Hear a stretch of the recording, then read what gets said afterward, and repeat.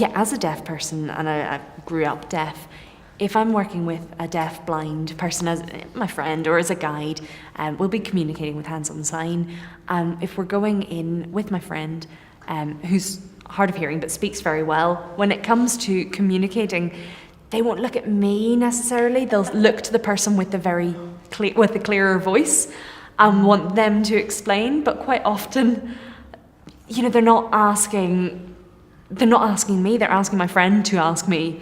And I'm thinking, why aren't you looking at me? I'm a person here. I want to give them a little wave and say, I'm not invisible. I am still here. You can approach me. You can write things down. And people do become very nervous. You should hear people talking to the dog. Telling the dog where to go in any directions. It's fact.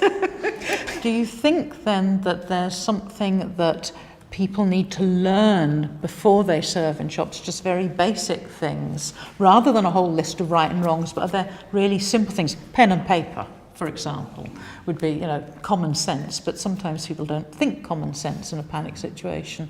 Are there particular things that you think really people ought to have a grip of if they're going to be in a shop serving situation that's really quite simple? Yeah, well, really most importantly is making sure that they are confident to approach you and that they can work out what it is that you need. If it is a sign language user, then maybe some staff can sign even a few basics, their alphabet, or if they're willing to gesture.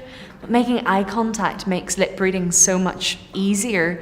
And then if you do struggle, why not bring out your mobile phone or a bit of paper and a pen and be able to communicate that way?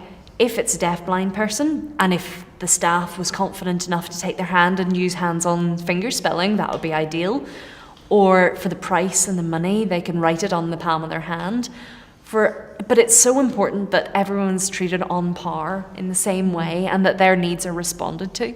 I suppose I'm thinking of when, if I go into a small shop, and two shop assistants see me, the customer coming through the door, but are having a conversation and continue to have the conversation and leave me sort of waiting, that ups my anxiety.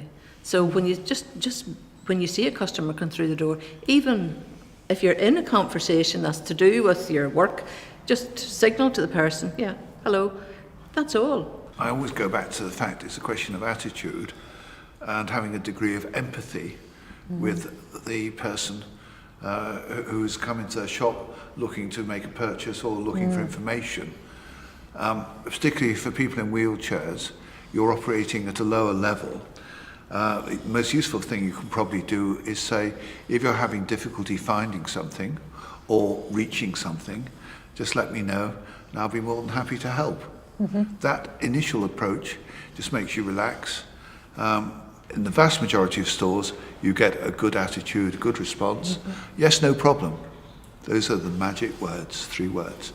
Don't be afraid to speak up and to ask. If you think I need help, then do speak up. It's good customer training. Everything we have talked about, it can all be covered in good customer training for any shop assistant. Patience. Quite often, autistic people hit a roadblock. They dry up and can't go forward. So, patience. Really. In fact, there's a card that's becoming more and more used called a JAM card, and JAM stands for just a minute, and it tells the person why they need a minute. And I've forgotten what the other ones were because I've dried up. I need that card. June, your tips. Please never make assumptions. Because what I want what I need and ask for as a visually impaired person who can't make eye contact is somebody to come and approach me and say, can I help you? What would you like me to do? Because what I need or what I would like may be different from another visually impaired person. The second thing is to not be afraid of describing something for me. Describing where you're going, because sometimes if I say, please could you guide me to, don't leave me there. But take me, for example, take me there and then describe what is there in front of me or where everything is. Well, don't say to me, "Go, you need to go to the lift. The lift's over there." My worst nightmare is over there, because I have no idea where over there is. And so it's having that knowledge and that background to go with me, and to maybe take me up in the lift and hand me over to somebody else if you've got to get downstairs to your own department, that sort of thing.